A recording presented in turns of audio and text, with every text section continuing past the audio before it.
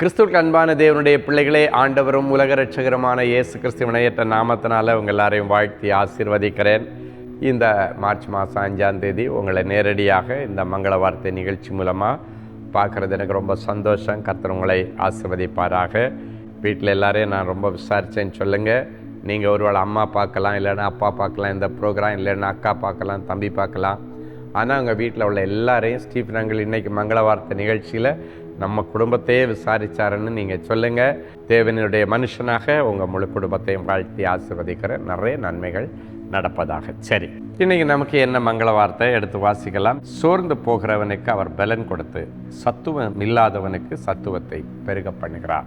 காலையிலே சோர்ந்து போய் என்னுடைய உடம்பு எனக்கு கோஆப்ரேட் பண்ணலை, என்னுடைய ஃப்ரெண்ட்ஸ் எனக்கு எந்த விதத்திலும் கோஆப்ரேட்டிவாக இல்லை, என்னுடைய கொலீக்ஸ் என்னுடைய அதிகாரிகள் எனக்கு கோஆப்ரேட் பண்ணலை, கோஆப்ரேட் பண்ணாமலே என்கிட்ட பெருசாக எதிர்பார்க்குறாங்க அப்படின்னு எல்லாம் நிறைய பேர் மனசு உடைஞ்சி நொந்து போய் சோர்ந்து போய், இவ்வளோ அலைத்துக்கு போனேன், எனக்கு இன்னும் ஒரு குழந்தை கிடைக்கல, இவ்வளோ கஷ்டப்பட்டு நான் படித்தேன், எனக்கு இன்னும் வேலை கிடைக்கல, ஆண்டவர் தானே நம்பிட்டு இருக்கிறேன், எனக்கு இன்னும் கல்யாணம் நடக்கலை, குழந்தை கிடைக்கல.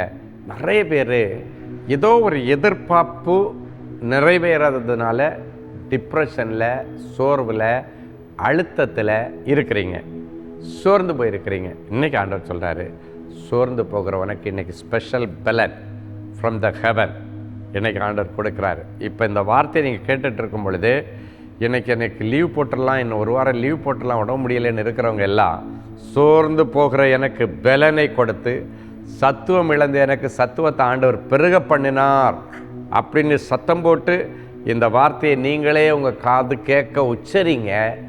பலப்படுத்துகிற கிறிஸ்து இப்பொழுது உங்கள் மேலே வந்து இறங்கி உங்கள் மன ரீதியான சோர்வுகள் அப்படின்னா டிப்ரெஷனையும் மாற்றி போட்டு சரீர பிரகாரமான சோர்வுகளையும் மாற்றுவார். ஒரு மனுஷனுக்கு டிப்ரெஷன் வரணுன்னா முதல்ல மனம் சோர்ந்து போனால் தான் அவனுடைய உடம்பு அவனுக்கு கோஆப்ரேட் பண்ணாது. மனசு விட்டு போச்சுன்னா உன்னுடைய உடம்பே, உன்னுடைய கை கால், உன்னுடைய உறுப்பு ஒன்றுமே உனக்கு கோஆப்ரேட் பண்ணாது. அதனால் மனசை தளர விடாதீங்க. அப்போ ஆண்டவர் இருக்கார், இதில் என்னை விட்டுட்டாருன்னா இன்னொன்றில் எனக்கு கொடுப்பார், இதில் கோட்டை விட்டேன்னா இன்னொன்றில் ஆண்டவர் தருவார், இதில் இழந்தேன்னா இன்னொரு இடத்துல நான் பிடிச்சிக்குவேன். ஆண்டவர் ஏதோ எனக்கு ஒரு பாடம் கற்பிக்க தான் இந்த காரியத்தை பண்ணியிருக்காருன்னு சொல்லி எந்த தோல்வி வந்தாலும் என்ன நஷ்டம் வந்தாலும் அந்த மனசில் உள்ள அந்த திட நம்பிக்கை, ஆண்டவர் மேலே வச்சுருக்க நம்பிக்கையை விடாமல், மனசை தளர விடாமல் காரியங்களை செய்யுங்க. கர்த்தர் பெரிய காரியங்களை செய்வார்.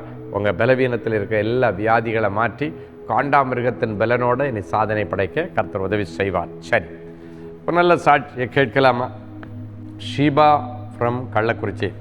நான் அன்பரின் பாதத்தில் ஒரு நாள் உபவாச குடியில் கலந்து கொண்டு தனி ஜபத்தில் எனக்கு திருமண தடைகள் நீங்கி விரைவில் திருமணம் நடக்க ஜெபிக்கும்படி சகோதரர் ஸ்டீஃபன் அவர்களிடம் கேட்டுக்கொண்டேன்.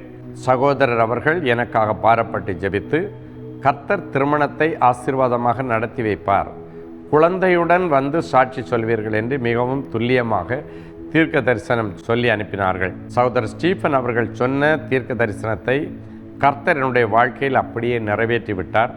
திருமணம் நடந்து குழந்தையுடன் சந்தோஷமாக வாழ்ந்து கொண்டிருக்கிறேன். மேலும் என்னுடைய சகோதரிக்கு திருமணமாகி 5 வருஷங்களாக குழந்தை இல்லை. அன்பரின் பாதத்தில் ஒரு நாள் உபவாச கூடுகையில் கலந்து கொண்டு சகோதரர் ஸ்டீஃபன் அவர்களிடம் ஜெபித்து கொண்ட பிறகு என்னுடைய சகோதரி கற்பம் தரித்து அழகான குழந்தையை பெற கர்த்தர் உதவி செய்தார். பார்த்தீங்களா, சகோதரி ஷீபாவுக்கு திருமண தடை, அன்பரின் பாதத்தில் வந்து ஜெபம் பண்ணி ஆண்டவருடைய மங்கள வார்த்தையை கேட்டு தடை நீங்கி திருமணம் நடந்தது. ஆண்டவர் திருமணத்துக்காக வரும்பொழுது சொல்லிட்டார், திருமணம் நடக்கிற கையோட குழந்தை பாக்கியமும் உனக்கு கன்சீவ் ஆகிடன். அதே போல் கிடச்சி. அப்புறம் அவங்க சகோதரிக்கு 5 வருஷம் குழந்தை இல்லை, அன்பரின் பாதத்தில் வந்தாங்க, ஆண்டவர் கொடுத்தாரு.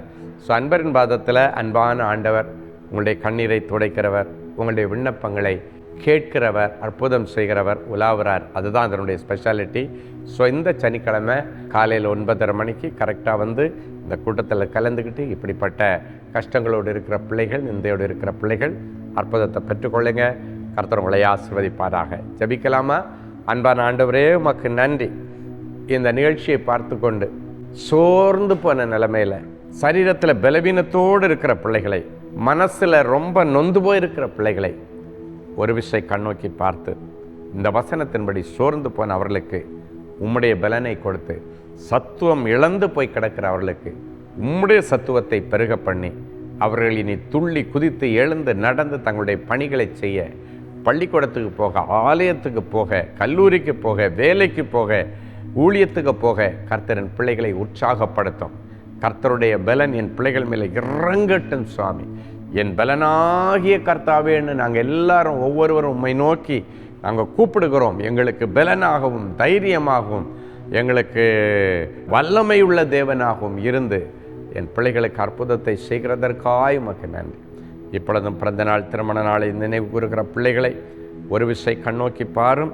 நீ ஆசீர்வதிக்கப்பட்டவன், நீ பெரிய காரியங்களை செய்வாய் என்கிற மங்கள வார்த்தை இந்த நிமிஷத்திலிருந்து அவர்களுக்கு பலிக்கட்டும். இயேசுவின் மூலம் பிதாவே, ஆமென்.